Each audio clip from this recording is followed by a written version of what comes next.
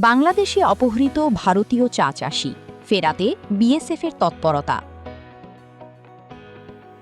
ভারত বাংলাদেশ সীমান্তে চা বাগানে কাজ করার সময় এক ভারতীয় ক্ষুদ্র চা চাষিকে অপহরণের অভিযোগ উঠেছে বাংলাদেশি দুষ্কৃতীদের বিরুদ্ধে। ঘটনাকে কেন্দ্র করে রাজগঞ্জের কুকুরজান এলাকায় চাঞ্চল্য ছড়িয়েছে।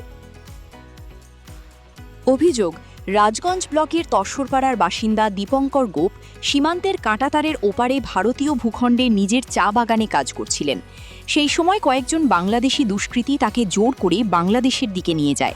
বাধা দিতে গেলে ধস্তাধস্তিও হয় বলে দাবি স্থানীয়দের।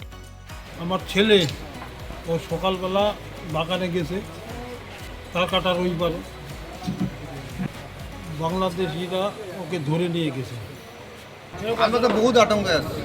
ওখানে কি দেখছেন? গেট মিটিং এ আমার যখন সকাল থেকে এখনো খাওয়া দাওয়া হয়নি। আমার চিন্তায় খাওয়া দাওয়া পেটে যায় না, ওখানে কি- দাদারও যায় না, দাদার ছেলে আমার।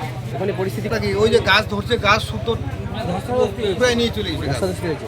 হ্যাঁ, ও হাত পা সম্পূর্ণ বাঁধে নিয়ে চলে আপনারা গেছিলেন gate meeting, flag meeting? Flag meeting আমি জানি, ওই দাদা ভিতরে গেছে। ঘটনার পর সক্রিয় হয় বিএসএফ। বাংলাদেশ সীমান্তরক্ষী বাহিনী বিজিবির সঙ্গে ফ্ল্যাগ মিটিং করে দীপঙ্কর গোপকে ফিরিয়ে আনার উদ্যোগ শুরু হয়েছে। স্থানীয় সূত্রের দাবি, বর্তমানে তিনি বিজিবির হেফাজতে রয়েছেন এবং বাংলাদেশের এক স্থানীয় জনপ্রতিনিধির বাড়িতে তাকে রাখা হয়েছে। এদিকে অপহৃত চা চাষির একটি ভিডিও সামনে এসেছে। ভিডিওতে তাকে ভারত সরকারের প্রতি আবেদনে বলতে শোনা যাচ্ছে, বাংলাদেশের যে ব্যক্তি ধরা পড়েছে তাকে ছেড়ে দেওয়া হলে বাংলাদেশিরা তাঁকেও ছেড়ে দেবে। তবে ভিডিওটির স্বাধীন সত্যতা যাচাই সম্ভব হয়নি। বাংলাদেশের মুরব্বী মানে ইন্ডিয়া গেছিল গরু আনতে বা কোনো কিছু, ও ধরে নিয়ে গেছি। ধরে নেওয়ার পরে মতো উনি ইন্ডিয়া আছে, এখন চালান দিছে না কী দিছে আমি তো জানি না। আমি এখানে ধরা পড়ছি, মুরব্বীকে ছাড়িয়ে দিলে আমাকে ছাড়িয়ে দিই স্বেচ্ছা। আমার সরকার বলতে যাচ্ছি, ভারত সরকারকে আমার দাবি মুরব্বীকে ছাড়িয়ে দোক, আমাকে তাহলে ছাড়িয়ে দিই স্বেচ্ছা। রাজগঞ্জের বিধায়ক দীনেশ সরকার জানিয়েছেন, অপহৃত ব্যক্তিকে ফিরিয়ে আনতে প্রশাসনিক স্তরে সব রকম চেষ্টা চলছে। তার দাবি, বিষয়টি সাংসদ ও জেলা শাসককে জানানো হয়েছে এবং বিএসএফ ইতিমধ্যেই বিজিবির সঙ্গে ফ্ল্যাগ মিটিং করেছে। ইন্টারন্যাশনাল বর্ডারের মধ্যে যেটা নিয়ম ছিল তার ঘেরার পরেও প্রায় 150 মিটার পর্যন্ত থাকে ভারতীয় জমি। সেখানে ভারতীয় নাগরিকরা তারা কেউ চাষ করে, কেউ ধান পাট সাদি চাষ করে। কিন্তু বাংলাদেশের কিছু দুষ্কৃত লোক যখন এইখানকার লোক যখন ওইখানে চাষ করতে যায়, সেখান থেকে ওকে ধরপাকড় করে বেঁধে ওরা নিয়ে যায়। আমরা এটা শুনেছি, এটা আমার বিধানসভার মধ্যে কুকুরজান অঞ্চলের যে বর্ডার, সেই বর্ডারেই এই ঘটনাটা ঘটে।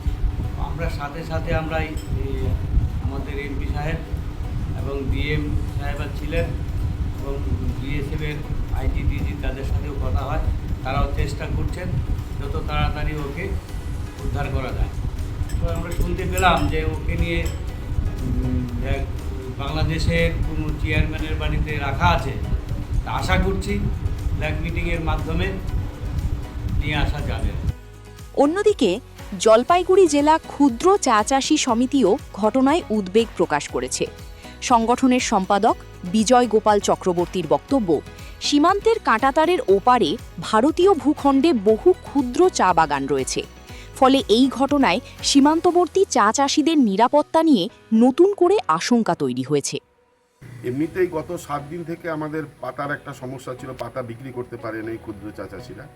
তার মধ্যে এই ইন্দো বাংলা বর্ডারের এই নতুন করে এই ঘটনাটা কিন্তু আরও উদ্বেগ বাড়িয়েছে এবং গতকাল থেকেও এবং আজকেও সমস্ত বাগান ওখানে বন্ধ আছে এবং আমরা ইতিমধ্যেই আমাদের এখানকার এমএলএ এবং এমপিদের এ ব্যাপারে জানিয়েছি। তারাও খুব সতর্ক ভূমিকা পালন করছেন এবং প্রশাসনিক ব্যাপারেও এটা নিয়ে একটা বড় কাজ হচ্ছে।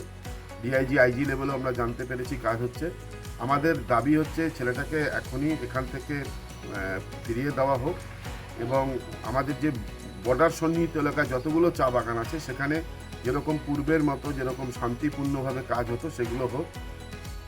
অপহরণের প্রকৃত কারণ এবং বাংলাদেশে আটক ভারতীয় চা চাষিকে কবে ফেরানো সম্ভব হবে, এখন সেদিকেই নজর প্রশাসনের।